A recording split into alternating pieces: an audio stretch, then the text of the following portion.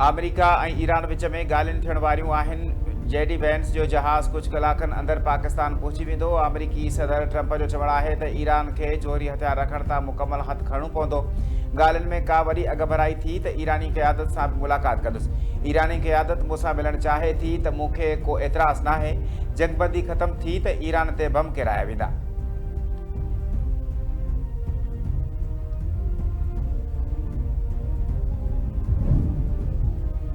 Iran America सां ॻाल्हियुनि खां इनकार करे छॾियो। वफ़द पाकिस्तान न मोकिलण जो ऐलान।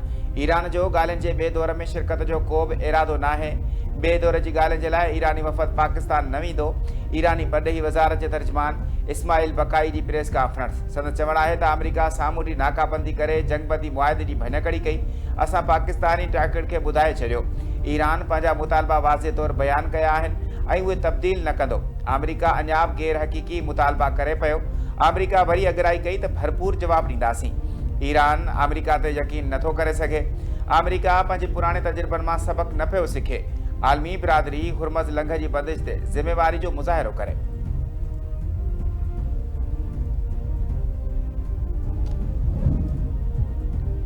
ईरान जे इनकार खां पोइ पाकिस्तान सफ़ारती कोशिशूं तेज़ करे छॾियूं। नायब वज़ीर आज़म इसहाक डार जो ईरानी परॾेही वज़ीर अब्बास इराक़ची सां टेलीफोन ते राब्तो।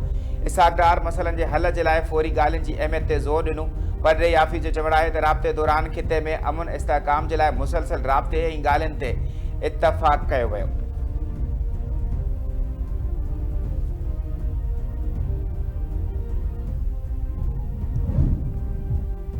चीन ईरान जो कार्गो जहाज़ अमेरिका पारां तहवील वठण ते ॻणती ज़ाहिर करे छॾी। चीनी परॾेही वज़ारत जे तर्जुमान जो चवणु आहे त जहाज़ खे ज़बरदस्ती रोकण ते ॻणतीअ जो इज़हार करियूं था।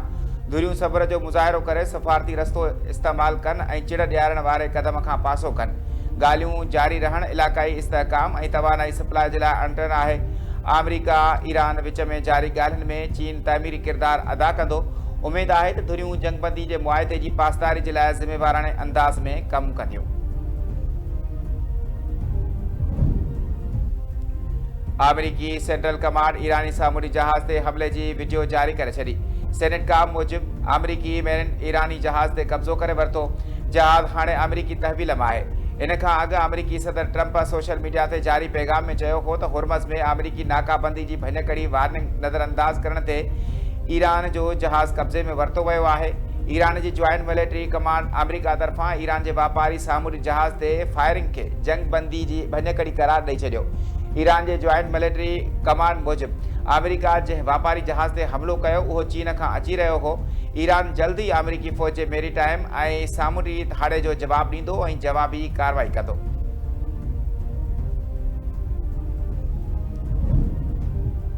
वफ़ाक़ी घरू वज़ीर मोहसिन नक़वी जी अमेरिकी सफ़ीर नेटली बेकर सां मुलाक़ात। पाक अमेरिका लाॻापनि ऐं ख़िते जे साथी सूरत हाल ते ख़्यालनि जी ॾे वठि। इस्लामाबाद में रिथियल ॻाल्हियुनि जे ॿिए मरहले जे लाइ कयल सिक्योरिटी इंतज़ामनि ते बि ॻाल्हि ॿोल। अमेरिकी सफ़ीर ख़िते में तकरार घटाइण जे लाइ पाकिस्तान जे मुख़लिसाणे किरदार जी वाखाण कई। मोहसिन नक़वी जो चवणु आहे त ख़ासि महिमाननि जे लाइ सिक्योरिटी जा ख़ुसूसी इंतज़ाम कया विया आहिनि। इस्लामाबाद ॻाल्हियुनि जे ॿिए मरहले जी कामयाबी जे लाइ दुआगो आहिनि।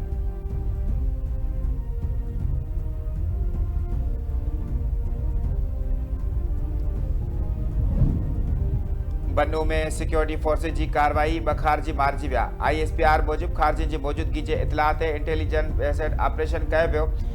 फायरिंग जी ॾे में ॿ ख़ारजी वहीदुल्ला उर्फ़ मुख़्तियार ऐं आबगाती बमबार मारिजी विया। मारिजी वियल ख़ारजियुनि वटां आबगाती जैकेट हथियार ऐं बारूदी मवाद हथ। ISPR जो चवणु आहे त वहीदुल्ला 21 फरवरी 2026 ते बन्नू में आबगाती हमले जो मरकज़ी सहूलतकार हुयो। वक़्त सिर कार्रवाई सां हिकु वॾे साने खे बि नाकाम बणायो वियो। दहशतगर्दनि जे ख़ात्मे जे लाइ क्लियरेंस ऑपरेशन जारी।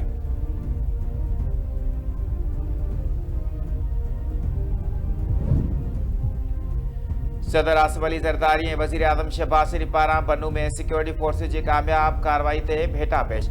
सदर चवणु आहे त ख़वारजी रिंग लीडर ऐं आबगाती बमबार जो मार्जन सिक्योरिटी फोर्सिस जी पेशेवरानी मुहारत ऐं बहादुरी जो वाज़े सबूत आहे। अहिड़े वक़्त में जॾहिं पाकिस्तान ख़िते ऐं आलमी अमन जे लाइ पंहिंजूं सभु तवानायूं इस्तेमालु करे रहियो आहे तॾहिं दुश्मन दहशतगर्दी वसीले उन्हनि कोशिशुनि खे कमज़ोर करण जी कोशिशि करे रहिया आहिनि। ॿाहिरीं मुदाख़लत सबबि थींदड़ दहशतगर्दी ख़िलाफ़ जंग जारी रहंदी। वज़ीर आज़म शहबाज शरीफ़ चयो आहे त सिक्योरिटी फोर्सिस ऑपरेशन दौरान पेशेवरानी मुहारत सां ख़ारजी लीडर समेत ॿिनि दहशतगर्दनि खे अंजाम ताईं पहुचायो। हुकूमत मुल्क मां दहशतगर्दी जी लानत जे मुकमल ख़ात्मे जे लाइ पुरज़म आहे।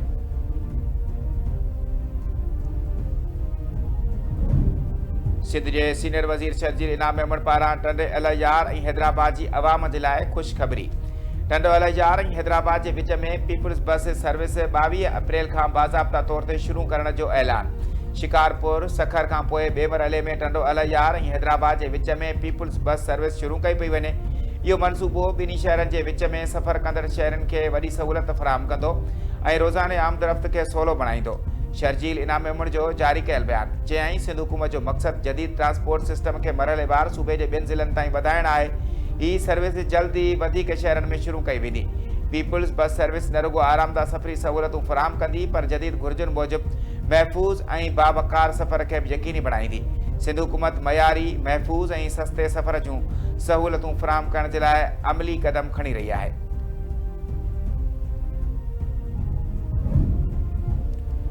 वॾे वज़ीर पारां ट्रांसपोर्ट ऐं एक्साइज़ खातनि खे वफ़ाक़ सां राब्ते में रहण जी हिदायत। वॾे वज़ीर मुराद अली शाह जी सदारत हेठि फ्यूल सब्सिडी जे अमल बाबति जाइज़ो इजलास। संदसि चवण आहे त सुञाणप कार्ड, IBN ऐं ॿियनि डेटा जी ग़लतियुनि खे तुर्त दुरुस्त कयो वञे। एक्साइज़ खाते पारां मोटर रजिस्ट्रेशन, PTA ऐं RTA निज़ाम खे ख़ुदकार बणाइण जो अमल जारी आहे। वॾे वज़ीर पारां बग़ैर रूट परमिट या फिटनेस सर्टिफिकेट हलंदड़ गाॾियुनि ख़िलाफ़ सख़्त कार्रवाई जो हुकुम। इजलास खे ब्रीफिंग ॾींदे ॿुधायो वियो त सिंध में फ्यूल सब्सिडी स्कीम तहत हींअर ताईं 3,976 गाॾियुनि खे 14 करोड़ 67 लख रुपया जारी कया विया आहिनि। 5,000 खां वधीक केसनि में डेटा जी ग़लतियुनि सबबि तस्हीह जो अमल जारी आहे।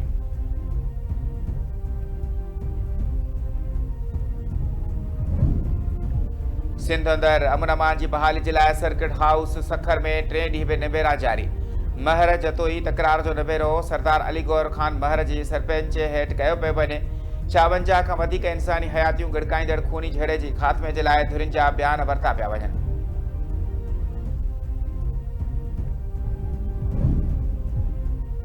ऐं टंडे मस्ती भरिसां क़त्ल थियल खालदा उर्फ रुबीना चांडियो जे केस में गिरफ़्तार 2 जवाबदार 4 ॾींहंनि जे रिमांड ते पुलिस हवाले। खालदा चांडियो क़त्ल केस में गिरफ़्तार वॾेरे नबन चांडियो ऐं मक़तूला जे ॾाॾे वली मोहम्मद चांडियो खे अदालत में पेश कयो वियो। अदालत पुलिस खे जवाबदारनि जो 4 ॾींहंनि जो रिमांड ॾिनो।